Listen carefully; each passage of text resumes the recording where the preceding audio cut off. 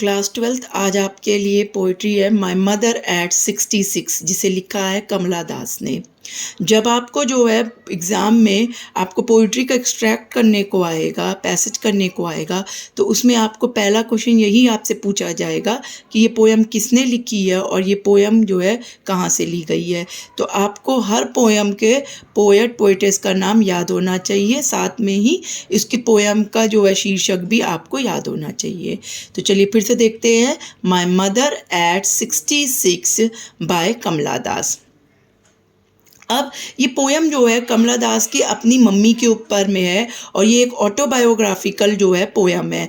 Poem की theme क्या है? पोएम की थीम है कि कमला दास जो हैं fear of separation from her mother she feels, वो अपनी माँ से अलग होने का, फियर ऑफ सेपरेशन होने का भय जो है उनके अंदर जो है आता है। और यही जो है जब वो अपनी मम्मी को देखती हैं कि वो अब एडवांस एज की ओर हो रही हैं, क्योंकि खुद कमला दास अब जो है एक ग्रोन अप चाइल्ड हो चुकी हैं, एक जो है ग्रोन अप मैच्योर गर्ल हो चुकी हैं, और उसके साथ जब वो देखती हैं कि अब उनकी मम्मी भी जो है खुद भी जो है डे बाय डे जो है बूढ़ी हो रही हैं, तो कहीं ना कहीं पोएट्स को ये फियर होता है कि वो अब अपनी मम्मी से हो सकता है अलग हो जाएं, या फिर एक गिल्ट उनके अंदर आ जाता है कि वो उन्होंने अपना बहुत अधिक टाइम जो है अपनी मम्मी के साथ जो है स्पेंड नहीं किया है। तो ये गिल्ट की जो भावना होती है कि बहुत अधिक टाइम स्पेंड नहीं किया है, और जो है fear of loss from her mother, fear of separation from her mother,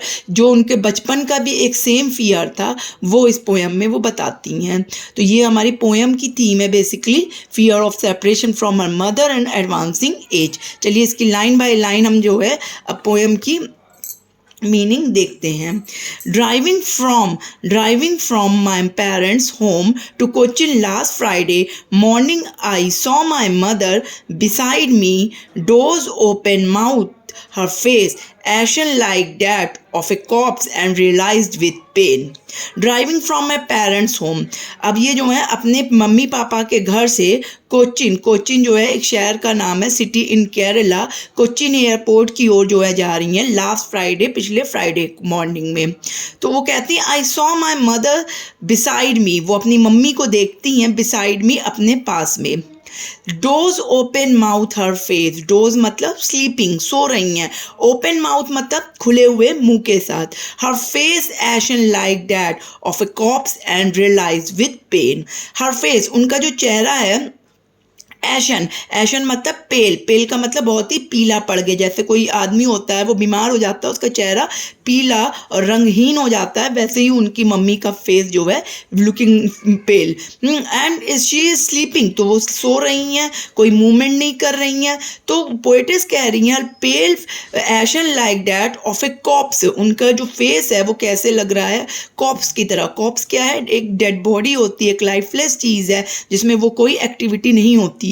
तो यहाँ पे पोएटिस ने एशन की कंपेयर जो है कॉप्स से की है, अपनी मम्मी के face, her face ashen like that of a corpse, की उनका फेस कैसा है, एशन की तरह है, लाइक ए कॉप्स की तरह। यहाँ पे पोएटिस ने जो वर्ड्स कहे हैं कि उनकी मम्मी जो हैं कैब में उनके साथ जा रही हैं और उनके पास ही जो हैं सो रही हैं, और जो है बहुत ही, और उनकी जब वो सो रही हैं तो पोएटिस अपनी मदर को जब देखती हैं तो वो ये फील करती हैं कि her mother is going to a advance age, अब वो जो एक एडवांस एज की ओर जा रही हैं और वो जो है डे बाय डे जो है बूढ़ी हो रही हैं। तो पोएटिस ये फील इस बात को भी करती है, उसे कहीं अंदर गिल्ट होता है कि उसने अपनी मम्मी के साथ जो है बहुत अधिक टाइम नहीं बिताया है। तो ये गिल्ट ऑफ सेपरेशन की भी भावना उसके अंदर आती है। तो डोज ओपन माउथ, अब उनकी मम्मी खुले मुंह से सो रही है, her face ashen like that of a corpse, उनका चेहरा पीला लग रहा है like a dead body, and realised with pain, और पोएटिस को तुरंत ही जो है एक रियलाइजेशन होता है, एक एहसास होता है एक अजीब से दर्द का। तो यहाँ पे आपको ये एक पोएम में सिमिली जो है देखिए मैंने लिखी भी है कि her face ashen like that of a corpse, यहाँ पे उनके फेस जो है एशन की तरह लग रहा है, पेल लग रहा है, जो कॉप्स की तरह, डेड बॉडी की तरह। और इसमें जो है तुलना वाला शब्द लाइक आया हुआ है, इसलिए ये फिगर ऑफ स्पीच हमारी सिमिली की है। तो इस पूरे पहले स्टैंजा में फर्स्ट डिस्क्रिप्शन ऑफ मदर, माँ का जो है पहला डिस्क्रिप्शन जो है किया गया है। चलिए देखते हैं वो पोएटेस आगे क्या कह रही हैं। that she was as old as she, कि वो उतनी ही बूढ़ी हो रही हैं जैसे कि वो होती जा रही हैं। looked, पोएटेस अपनी मम्मी को देख रही है, but soon put that thought away, लेकिन जैसे ही उनके मन में ये नेगेटिव थॉट्स आते हैं, फियर ऑफ सेपरेशन आता है, तो वो तुरंत ही अपने इस थॉट्स को जो हैं, नेगेटिव थॉट्स को जो है एक तरफ कर देती हैं and try to be positive, और जो एक पॉजिटिव चीज़ होने की कोशिश वो करती हैं। And look out at young trees sprinting, the merry children spilling out of their homes. But after the airport security check, standing a few yards away, I looked again at her, vain, pale. Look, अब यहाँ पे poetess ने एक imagery दी है जो contrast है from her mother. एक contrast imagery poetess ने अपनी मदर से दी है। जैसे look out at imagery, look out at young, look out at young, जब आप कोई भागती हुई व्हीकल देखते हैं, जब आप उस व्हीकल में बैठे हुए हैं, वो व्हीकल जो है तेज़ी से जो है भाग रही है, तो आप क्या देखते हैं? Young trees sprinting. Young trees sprinting मतलब स्प्रिंटिंग का मतलब होता है रेसिंग, बहुत तेज, मतलब रन रेस करना, दौड़ के जो है रन रेस हम कर रहे हैं।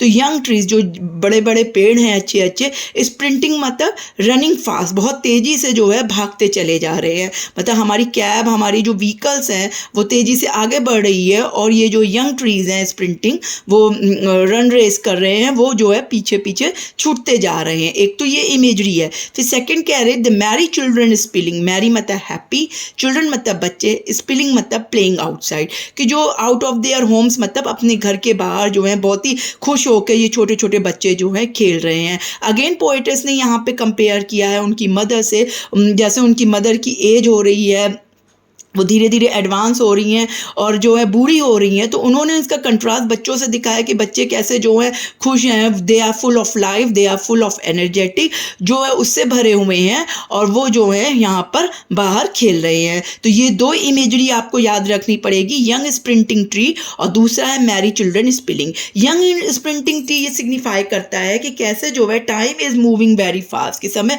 बहुत तेज़ी से बढ़ता आगे चलता चला जा रहा है। व्हेन द पोएट्रेस रियलाइज, जब पोएटेस को ये रियलाइज होता है कि जो है हर mother is now growing old, कि उनकी मम्मी जो है बूढ़ी हो रही हैं, तो ये चीज़ें जो है उनको बहुत ही जो है पेनफुल लगती है, और इसलिए वो जो है यंग ट्रीज स्प्रिंटिंग से और जो है उसको कंट्रास्ट करती हैं अपनी मम्मी को, और सेम इसी तरह मैरी चिल्ड्रन स्पिलिंग से।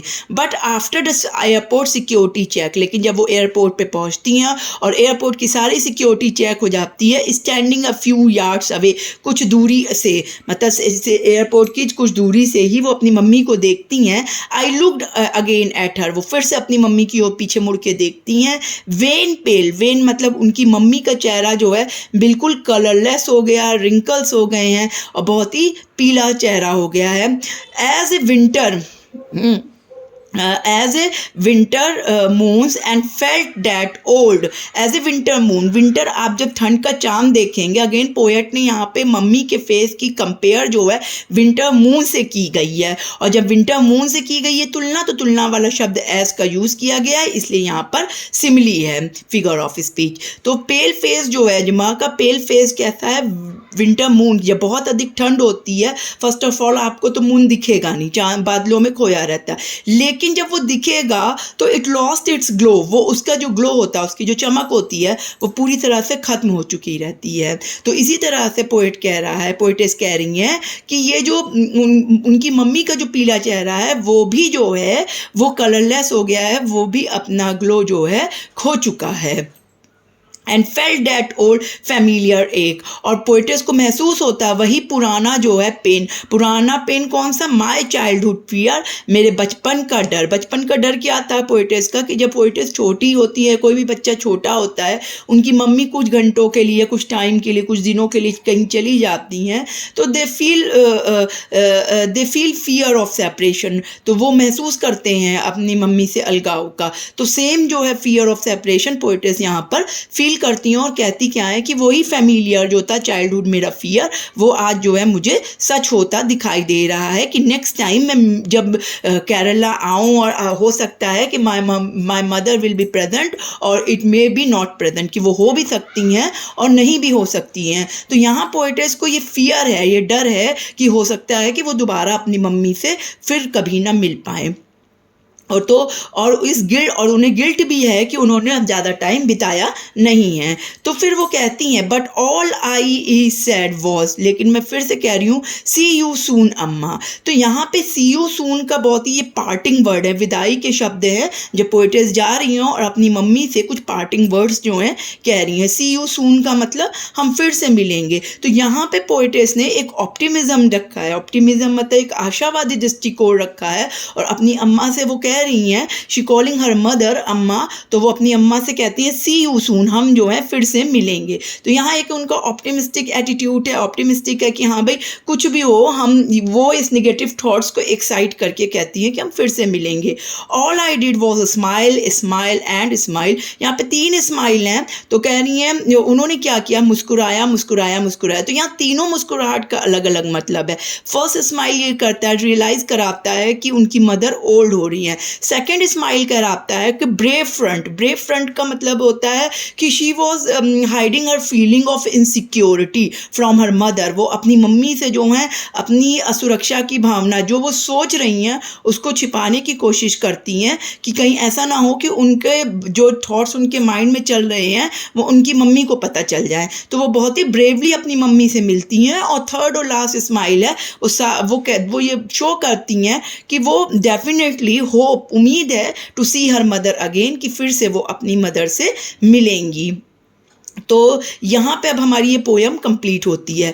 आपने इस पोयम में देखा कि 2 जगह इस पोयम में सिमिली का जो है यूज़ किया गया है, क्योंकि आपसे एग्जाम में पूछा जा सकता है लाइन देकर कि which figure of speech is used in this line, तो आपको ये बताना पड़ेगा कि ये फिगर ऑफ स्पीच है। और साथ में simile smile, smile and smile का मतलब है रिपीटेशन है। ये जो आपकी फिगर ऑफ स्पीच है वो रिपीटेशन की है।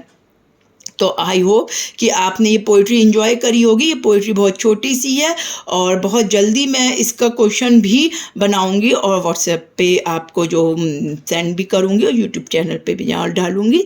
Thank you.